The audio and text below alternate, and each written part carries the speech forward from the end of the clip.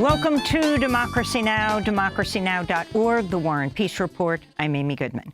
In Gaza, another Israeli strike on a UN school being used to shelter displaced Palestinians has killed at least 18 people, including 6 UNRWA employees, making it the deadliest single day for the UN agency UNRWA's history. Wednesday's bombing of central Gaza's Al-Jahouni school led to chaotic scenes, with survivors seen gathering scattered body parts.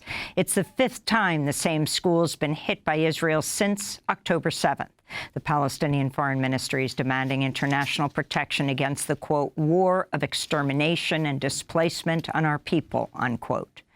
On Wednesday, Hamas reiterated it's prepared to implement the U.S. proposed UN-backed ceasefire plan announced by President Biden in June without any new conditions.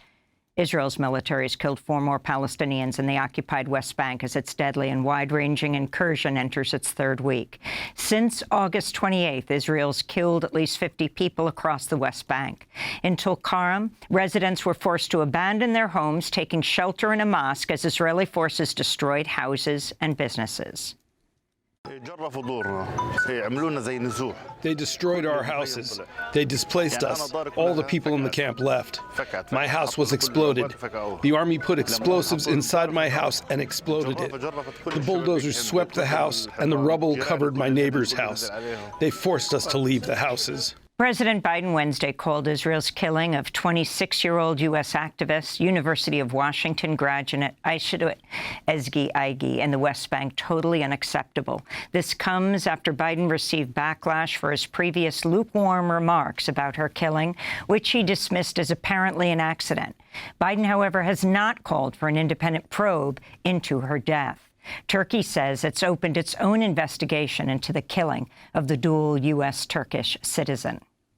Russia's military has launched a major counteroffensive to retake territory seized by Ukraine. On Wednesday, the head of Russia's forces in Kursk said troops had liberated 10 settlements in the region. Meanwhile, U.S. Secretary of State Antony Blinken has departed Ukraine after committing to keep sending aid to Kyiv. Blinken, however, did not greenlight the use of U.S.-made long-range missiles against Russia as sought by Kyiv. This is Ukraine's foreign minister. To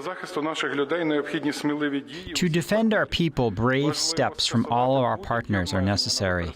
It's important to lift all restrictions on the use of American and British weapons against lawful targets on Russian territory. We need decisiveness, also in regards to shooting down Russian missiles and drones in Ukrainian airspace.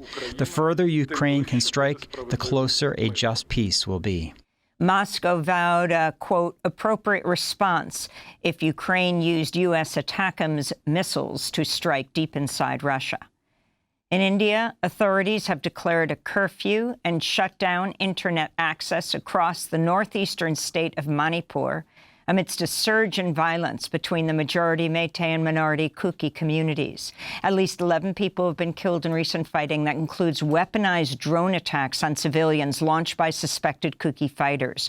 More than 200 people have been killed since the violence broke out last year. Tens of thousands have fled the region. On Wednesday, student protesters marched to demand an end to the violence. Should we choose war or should we study? Which side should we choose? Governor, respected chief minister, respected president, etc. Please provide the means to stop violence in our small state of Manipur. The UN reports 3.2 million children across Afghanistan face acute malnutrition nearly 23 years after the U.S.-led invasion of Afghanistan in the wake of the 9/11 attacks. Nearly half of Afghan children are stunted, meaning they aren't growing to their full potential due to hunger. The BBC recently profiled a hospital in eastern Nangarhar province, which said 700 children died in the past 6 months of hunger and largely preventable diseases. In related news, Australia's military says it'll strip several senior commanders of distinguished service medals after a 2020 report revealed Australian Special Forces members committed war crimes during their operations in Afghanistan, unlawfully killing at least 39 prisoners and civilians. Australia's defense minister says prosecutors are also considering charges. In Venezuela, the government of Nicolás Maduro is threatening to cut ties with Spain after the Spanish Congress voted Wednesday to recognize opposition leader and former presidential candidate Edmundo González as president-elect of Venezuela days after he was granted asylum in Spain. But Spanish Prime Minister Pedro Sánchez, who reportedly is meeting with González today, said he will not recognize González as Venezuela's president. This comes as Human Rights Watch warns Venezuelans who have attempted to flee the country, including during the post-election crackdown on protests, have few options for asylum or protection in neighboring countries, leading them to attempt to cross the treacherous Darien Gap. This is Human Rights Watch Chief Tarana Hassan. Cases of asylum seekers and migrants we spoke to at the border, they said that they had actually watched the security forces open fire and shoot and kill protesters. They had watched the colectivas searching for those who participated in the protests. Peru's former authoritarian president, Alberto Fujimori, died Wednesday at the age of 86. Last year, a Peruvian court released him from prison on humanitarian grounds. Fujimori had been serving a 25-year sentence since 2009 for human rights abuses, including kidnapping, bribery, and ordering massacres by death squads. Back in the United States, the father of an 11-year-old Ohio boy who died in a traffic accident involving a driver from Haiti is demanding Donald Trump, J.D. Vance, and other Republican leaders stop using his son for political gain. Using Aiden as a political tool is, to say the least, reprehensible for any political purpose. And speaking of morally bankrupt, politicians Bernie Moreno, Chip Roy, J.D. Vance, and Donald Trump, they have spoken my son's name and used his death for political gain. This needs to stop now.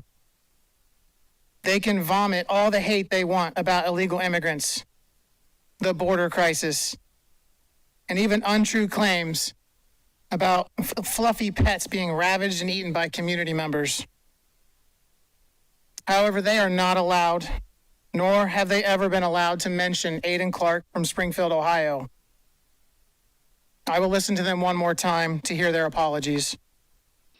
A new report tracking nearly 1 million births in New Jersey found doctors are far more likely to submit Black birthing patients for cesarean sections over white patients with similar medical histories.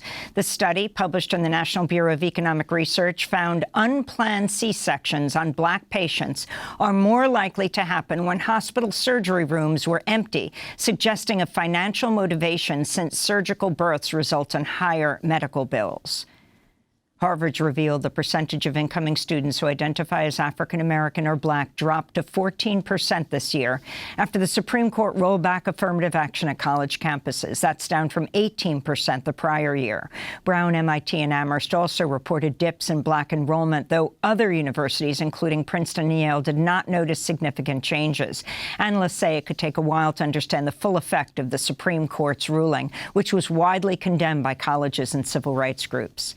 And Amnesty International is calling on President Biden to grant clemency to Indigenous leader and political prisoner Leonard Peltier, who turns 80 years old today after nearly a half-century in prison for a crime he says he did not commit.